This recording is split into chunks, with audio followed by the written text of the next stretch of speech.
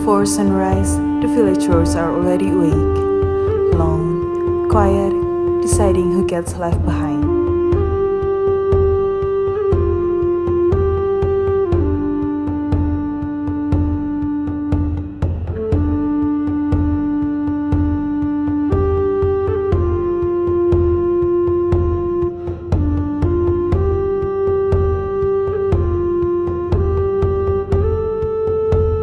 In that stillness, one man keeps moving, closing the distance one ride at a time. No spotlight, no big words, just a quiet choice to show up again and again until the road feels a little shorter for someone else. It lives in the small things, the turn of a key, a door held open, miles that ask for nothing in return. And somewhere along those quiet drives, you start to feel it. Maybe moving others forward is how we find our own way forward too.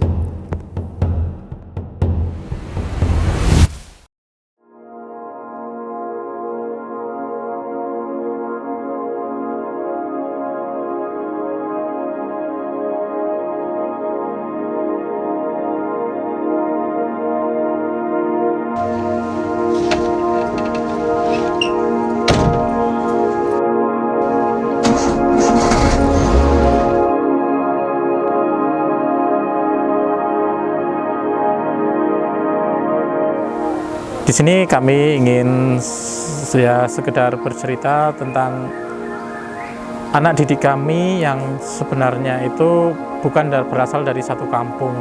Ada dari 3 kampung yang berbeda yang letaknya itu sangat amat jauh dari sekolah induk di sini. Di sini semua warga, kebanyakan dari orang tua murid itu kerjanya yaitu kebanyakan petani dan para pekerja buruh. Jadi jarang sekali waktu untuk bisa antar jemput anak-anak kami. Kondisi jalan di wilayah kami memang cukup ekstrim. Desa Damarkasihan berada di wilayah perbukitan. Juga ada banyak tanjakan, ada turunan, ada jalur yang tidak ringan untuk ditempuh. Apalagi anak-anak sekolah yang harus berangkat pagi dan pulang siang, kadang sore. Kalau dilihat sepintas mungkin orang mengira ini hanya soal jarak. Padahal tantangan sebenarnya ada pada medan dan kondisi alamnya. Pas puasa, mobilnya mogok, itu saya sama teman-teman jalan kaki. Nah, itu sangat capek dan panas. Saat saya masih sekolah dasar, saya juga pernah merasakan bagaimana beratnya pulang sekolah dengan berjalan kaki. Pada waktu itu ada satu orang baik yang sampai hari ini masih saya ingat sekali. Namanya Pak Sodik. Beliau beberapa kali memberi saya tumpangan untuk pulang sekolah. Bahkan motornya saya masih ingat, yaitu Honda Astrea Grand warna hijau. Itu kejadian sekitar 32 tahun yang lalu. Tetapi kebaikan kecil seperti itu ternyata sangat membekas di hidup saya. Dari situ saya belajar bahwa bagi orang yang menolong mungkin itu terlihat sederhana, tapi bagi anak sekolah yang kelelahan di jalan, pertolongan itu bisa menjadi kebahagiaan yang luar biasa.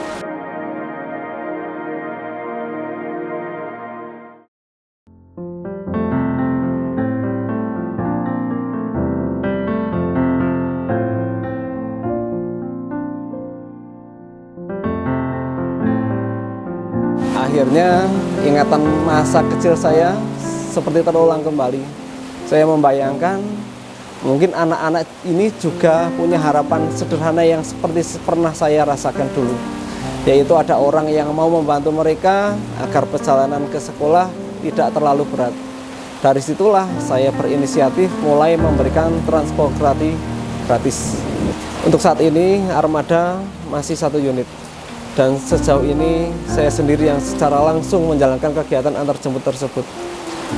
Memang kalau dilihat dari jumlah ini masih sangat terbatas. Tetapi saya berusaha agar satu armada ini benar-benar dimaksimalkan manfaatnya untuk masyarakat. Terutama bagi anak-anak sekolah yang setiap hari membutuhkan akses transportasi. Kegiatan ini sudah saya lakukan kurang lebih selama 7 tahun. Sejak sebelum masa pandemi COVID-19.